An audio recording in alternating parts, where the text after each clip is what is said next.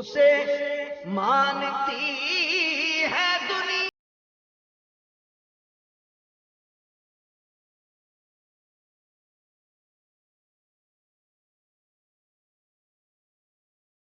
ملتی ہے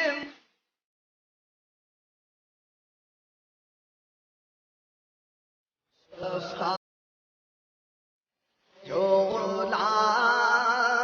چلنا ایک بار پھر کفار ناہنجار گستاخان شہنشاہ ابرار نے میرے پیارے پیارے آقا صلی اللہ تعالی علیہ وآلہ وسلم کے توہین آمیز خاکے کے ذریعے اپنے خبث سے باطنی کا اظہار کیا ہے۔ میں سچ بولوں، یہ خاکہ جنہوں نے بنایا نا، اس نے اپنی شکل کا بنایا، تو میرے آقا ایسے ہے ہی نہیں جیسا انہوں نے بنایا۔ میں نے تو واللہ ابھی تک دیکھا بھی نہیں ہے خاکہ، اور دیکھنے کی نیت بھی نہیں ہے، قصدن نہیں دیکھا۔ میں کہا کو دیکھوں یہ سڑے ہوئے کے بنائے ہوئے اس جھوٹے نقلی گستاخانہ خاکے کو میں کہا کو دیکھوں؟ آپ دیکھو گے؟ کیوں دیکھیں گے؟ دیکھنا ہے تو مدینہ دیکھیے، اس سڑے ہوئے خاکے کا نظارہ کچھ نہیں۔ سمجھو کہ آئینہ ہے، آئینے میں جس کو جیسی صورت نظر آئے گی ویسی بات کرے گا۔ اگر اپنی صورت اچھی ہے تو بندہ خوش ہوگا، اور جس کی صورت بری ہے تو اس کو وہ صورت نظر آئے گی۔ سرکار صلی اللہ تعالی علیہ وآلہ وسلم کو جب صدیق اکبر رضی اللہ تعالی عنہ نے دیکھا تو سب سے حسین نظر آئے، اور ابو جہل نے دیکھا آئینے میں اپنی صورت دیکھی اور بک بک کی اس نے۔ اسی طرح بعض لوگوں کو اپنے سڑے ہوئے بگڑے ہوئے ڈھانچے آئینے میں نظر آئے تو انہوں نے خاکے بنائے، اور ہماری حالت تو یہ ہے۔ جب حسن تھا ان کا جلوہ نما انوار کا عالم، کیا ہوگا ہر کوئی فدا ہے بن دیکھے۔ یہ ہمارا تعارف ہے الحمدللہ، یہ مسلمانوں کا عاشقان رسول کا تعارف ہے۔ ہر کوئی فدا ہے بن دیکھے دیدار کا عالم، کیا ہوگا۔ اب یہ بتائیے کہ ہمیں کیا کرنا چاہیے؟ عملی بائیکاٹ، کیونکہ جذباتی بائیکاٹ تو ہم کرتے رہتے ہیں، وہ بھی کرنا چاہیے، جیسے ان کی مصنوعات کا بائیکاٹ بارہا درست ہی ہوتا ہے، لیکن یہ ہوتا ہے عموماً عارضی، پھر بھول بھال جاتے ہیں۔ عملی بائیکاٹ، جیسے داڑھی منڈانا کہاں سے سیکھا، کس کی نقالی ہے؟ یہ جو لباس آج کل ہمارے یہاں پہنا جا رہا ہے یہ کس کی نقالی ہے؟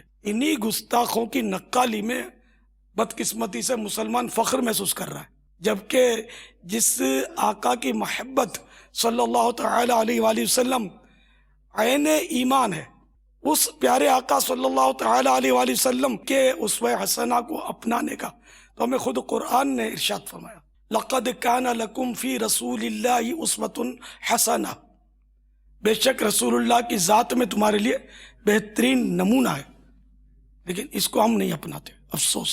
اگر واقعی حقیقی عشق رسول ہے تو آئیے میں آپ کو بتاتا ہوں کہ ہم کس طرح کا بائیکاٹ کرنا چاہتے ہیں، ساتھ دیں گے میرا؟ جس بائیکاٹ میں آپ کو آخرت کا نقصان نظر آئے نا وہ رد کر دینا، دنیا کا نقصان ہے تو بھی رد کر دینا۔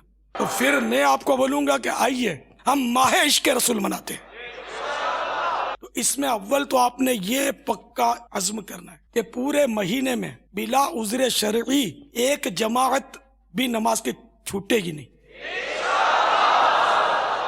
ایک مہینہ آپ کو اتنی پریکٹس کرنی ہے کہ اب مرتے دم کبھی بھی جماعت نہیں چھوٹے گی۔ مزید میں خواہش کا اظہار کرتا ہوں، یا رسول اللہ ہماری خواہش ہے کہ مسجد فیضان جمال مصطفیٰ بن جائے۔ الحمدللہ 1436 سینہ ہجری کے ربیع الاول شریف کی 26ویں شب سے لے کر ربیع الاخر کی 26ویں شب تک دعوت اسلامی کی طرف سے گستاخانہ خاکے بنانے والوں کے احتجاج میں ایک ہم نے عزم کیا ہے کہ انشاءاللہ عز و جل دعوت اسلامی کی دنیا میں جو تنظیمی اعتبار سے 256 کابینات ہیں، فی کابینہ کم از کم ایک مسجد فیضان جمال مصطفیٰ کے نام کی بنائی جائے گی، اور اسی مہینے میں اس کی اوپننگ کر کے اس کی تعمیرات کچھ نہ کچھ شروع کر دینی ہے. اول تو اس میں یہ کرنا ہے کہ یہ دعوت اسلامی کے ذمہ داران سے مل کر یہ کام کرنا ہے. چاہے پوری مسجد بنائے، چاہے 1 روپیے کا آپ عطیہ دیں، وہ سب کے سب یہ نیتیں کریں کہ مسجد بھی اس میں بنے. بے شک جامعۃ المدینہ، مدرسۃ المدینہ اور ضرورت کے مکاتب یعنی آفیسز وغیرہ جو بھی دعوت اسلامی والے اس میں بنانا چاہیں، یہ رقم ہر نیک اور جائز کاموں کے لیے ہم پیش کر رہے ہیں. اس نیت سے کرنا ہے. اچھا، اور کیا کرنا ہے یہ بھی سن لیجئے. ہر مسجد میں روزانہ عشاء کے بعد، اگر کسی اور نماز کے بعد ترکیب ہے تو بھلے اسی نماز میں، درس کے بعد. اور درس کون سا؟ مکتبۃ المدینہ کے مطبوعہ رسالے نور والا چہرہ، سیاہ فام غلام، ضیاء درود و سلام، بھیانک اونٹ، بڈھا پجاری، بشمول فیضان سنت، نیکی کی دعوت، غیبت کی تباہ کاریاں. ان 5 رسالوں سے آپ کو درس دینا ہے. اور درس کے بعد دانے پبڑیاں وغیرہ بچھا کر کم از کم 1200 مرتبہ مل جل کر درود شریف پڑھیں. اسلامی بہنیں اپنے گھروں میں جن رسالوں کے نام لیے میں نے وہ درس دیں، خصوصیت کے ساتھ پورا مہینہ روزانہ اپنی مرضی کے وقت پر جس میں ان کو آسانی ہو. اور کم از کم 1200 درود شریف یہ بھی پڑھیں. یہ بھی کچھ دانے وغیرہ بچھا لیں، یا جیسے کہ گھر کے 12 افراد ہیں تو 12 نے ایک ایک تسبیح ہاتھ میں رکھ لی 100 دانے کی. 6 ہیں تو وہ 2 بار پڑھ لیں. 4 جنے ہیں تو 3 تسبیحاں پڑھ لیں.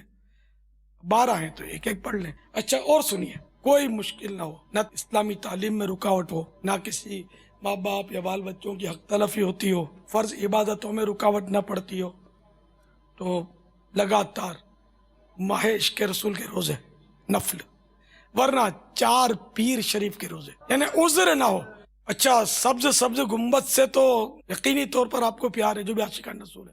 ماہ عشق رسول میں پورا مہینہ سر سبز رہے امام سے. اس کے بعد اگر کوئی نہیں بھی پہنتا تو چلو اس کے لیے میں اصرار نہیں کرتا. اچھا، اب اسلامی بہنوں کو یہ خبر دینی ہے، فی کابینہ اسلامی بہنوں کو ترغیب دے کر نرمی سے مدنی برقعوں کے لیے آمادہ کرنا ہے. ان کی تعداد کم از کم 12 ہو، اور ہر امام والا کم از کم ایک بے امامہ کو با امامہ بنائے گا. ترغیب دلا کر، کسی کو مجبور نہیں کرنا ہے. ماہ عشق رسول میں میری مدنی التجا، دیکھو داڑھی کے لیے تو پیارے آقا صلی اللہ تعالی علیہ وآلہ وسلم کے فرامین موجود ہیں، جن میں یہ بھی ہے کہ مجھے پس کرو، داڑھیوں کو معافی دو، ان جیسی شکل مت بنو. آپ کیسا بائیکاٹ کرتے ہیں؟ کرو نا ان کی شکلوں کا بائیکاٹ، کہ ان کافروں گستاخوں جیسے چہرے کیوں، ان جیسے چہروں کا بائیکاٹ کیوں نہیں؟ سرکار کا عاشق بھی کیا داڑھی منڈاتا ہے؟ کیوں عشق کا چہرے سے اظہار نہیں ہوتا؟ ماہ عشق رسول میں میری آخری مدنی التجا کہ اس مہینے کے دوران کم از کم 3 دن کے مدنی قافلے میں ہر ایک سفر کرے. یا اللہ، جو فیضان جمال مصطفیٰ مسجد اور مدنی مرکز بنائے یا اس میں حصہ لے، یا اللہ ان کو مرنے سے پہلے ضرور اپنے کرم سے جمال مصطفیٰ سے مشرف کرنا. یا اللہ ان کے صدقے میں مجھے بھی دیدار جمال مصطفیٰ سے محروم نہ فرمانا. اسے مانتی ہے دنیا، اسے ڈھونڈتی ہے منزل، اسے